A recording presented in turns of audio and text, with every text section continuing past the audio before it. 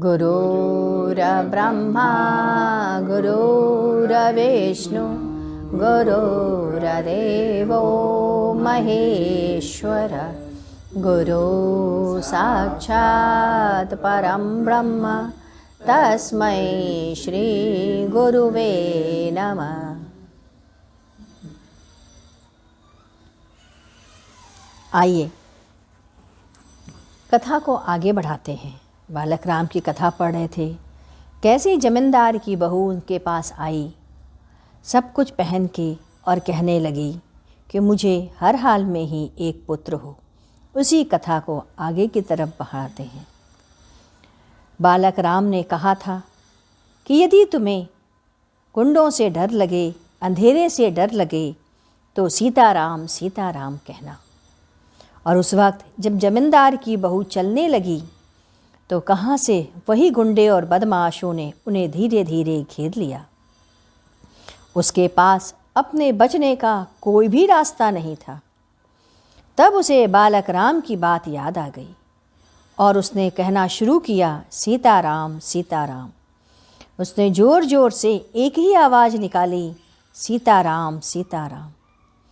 अचानक ही एक तरफ से एक पुरुष हाथ में तलवार लिए हुंकार भरता हुआ दौड़ता चला आ रहा था। उसके पीछे बालक राम दौड़ते हुए आ रहे थे। उसके हुंकार की गर्जन से ही सारे के सारे गुंडे और बदमाश भाग निकले। उस पुरुष ने कहा, बहन तुम सीधे घर चली जाओ, अब तुम्हें रास्ते में कुछ नहीं होगा।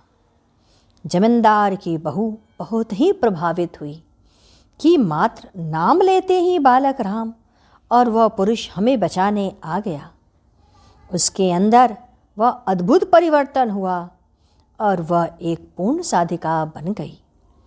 भगवान के रस में अब वह लीन रहने लगी और सीताराम सीताराम कहती। जमींदार की बहू ने आकर सारी घटना बालक राम की जमींदार को बताई और कहा, उस पुरुष के पीछे पीछे आप भी दौड़ते हुए चले आ रहे थे। बालक राम को बड़ा आश्चर्य हुआ कि मैं तो अपनी झोपड़ी से निकला नहीं, वह पुरुष कौन? और कोई नहीं, वह तो स्वयं भगवान राम होंगे। मैं भगवान राम के साथ था। अब उनकी इच्छा हुई कि अब वह ये झोपड़ी छोड़कर अयोध्या जाकर भगवान राम का दर्शन कर ले। एक औरत को प्रभु ने दर्शन दे दिया और मुझे दर्शन नहीं हो रहा। यह टीस उनके मन की और उनके अंदर जगा कि अब मैं अयोध्या जाऊंगा ही। अयोध्या 300 किलोमीटर दूर। रामनवमी आने वाली थी, 2 दिन ही शेष था। कैसे पहुँचेंगे अयोध्या? कैसे होगा राम का दर्शन? बस यही कामना ले वो निकल पड़े। एक तालाब के किनारे पेड़ के नीचे बैठ के विश्राम करने लगे और भजन करते जाते, राम राम करते रहते। आंखें कब लग गई उन्हें पता ही न चला। रात का समय था, सुबह हुआ। जब आंखें खुली तो वह क्या देखते हैं कि वह तो सरजू नदी के किनारे हैं। अरे, तो क्या मैं अयोध्या आ गया? भगवान राम का स्मरण किए, भजन करते करते जिस मंदिर में जाते उस मंदिर के पुजारी को पहले से ही स्वप्न आ जाता कि इस तरह का पुरुष आने वाला है, उसको बुला करके प्रसाद दे देना। बालक राम सरजू नदी के चल पड़े। लड़का आगे आगे चलता जा रहा था। उन्हें अयोध्या जी का सभी मंदिर का दर्शन कराने के लिए उस बालक ने उन्हें अपने साथ ले लिया। जिस मंदिर में गए उन्हें आगे बुला बुला के प्रसाद दिया जा रहा था। अचानक एक जगह पे वह लड़का अदृश्य सा हो गया। एक मंदिर में जहाँ गए वह प्रभु से विनती करते, हे प्रभु आप हर पल मेरे साथ रहें। हर मंदिर में संदेश भिजवा दिया, अब मैं अयोध्या छोड़ करके नहीं जाऊंगा। कहते हैं एक दिन भगवान राम के मंदिर में उनके विग्रह के आगे प्रणाम करते समय एक चटक की आवाज़ हुई और उनका ब्रह्मरंध्र फट गया। वह बालक राम भगवान राम के लोक में चले गए। गुरुदेव ने कहा, आप लोग अपनी साधना करते रहिए, भगवान हमेशा आपके साथ है। जैसे बालक राम का सूक्ष्म शरीर भगवान राम के पीछे पीछे दौड़ रहा था, ऐसे ही आप अपनी साधना में लगे रहें। गुरुदेव ने प्रसंग को बदलते हुए ज्ञान चर्चा के अंतर्गत कहना आरंभ किया। अपने अंदर यदि ऊर्जा जागृत नहीं करते हो तो पशु पक्षी की तरह जीते और मर जाते हैं। वाह्य ज्ञान के पीछे पीछे दौड़ते रह जाते हैं। जैसे देश का प्रधानमंत्री का हाल जानना चाहेंगे, परंतु अपनी आत्मा और परमात्मा के विषय में ज्ञान ही नहीं प्राप्त करते।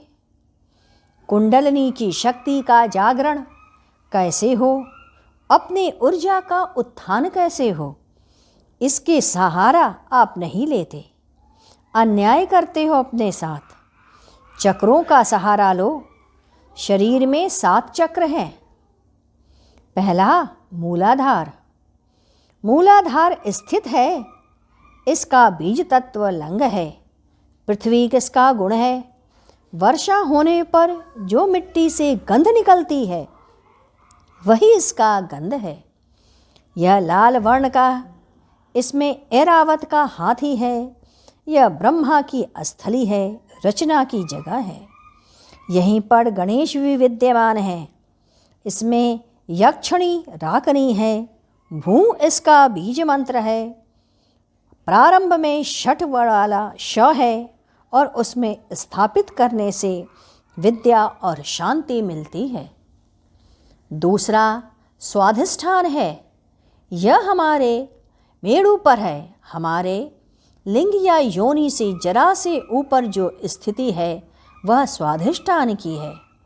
यह बम से लेकर षटकोण श तक का अक्षरांश है।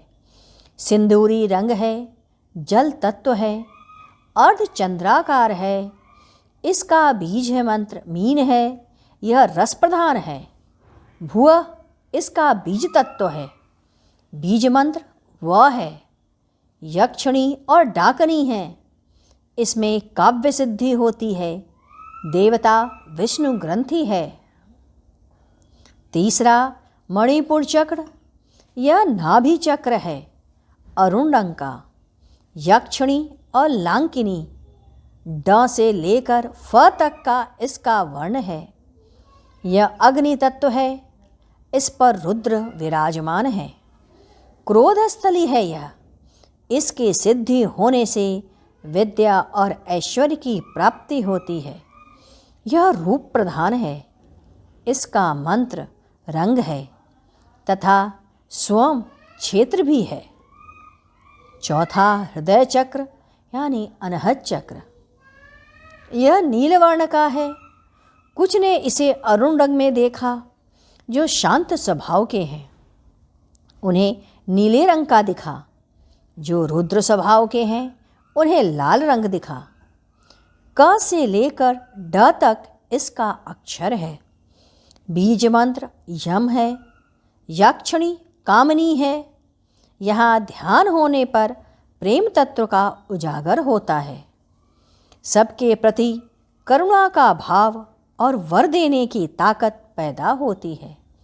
महातत्व इसका क्षेत्र है। मृग का वास है। इसके देवता ईशान रुद्र हैं।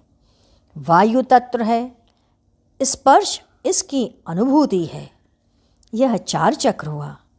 इसके आगे के चक्र की व्याख्या हम लोग फिर करेंगे आगे। आइए गुरु कीर्तन करें। ओम गुरु गुरुदेव जय गुरु जय गुरु जय गुरुदेव। ओम गुरु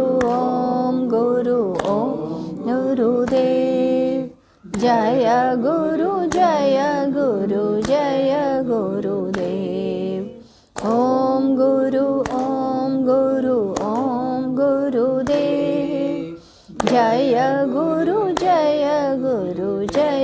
गुरुदेव। ओम गुरु गुरुदेव। जय गुरु जय गुरु जय गुरुदेव।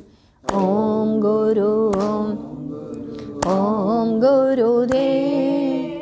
जय गुरु जय गुरु जय गुरुदेव। ओम गुरु ओम गुरुदेव। जय गुरु जय गुरु जय गुरुदेव। बोलिए सद्गुरुदेव की जय। सद्गुरु तुम्हें शत शत नमन। सद्गुरु तुम्हें शत शत नमन। सद्गुरु तुम्हें शत शत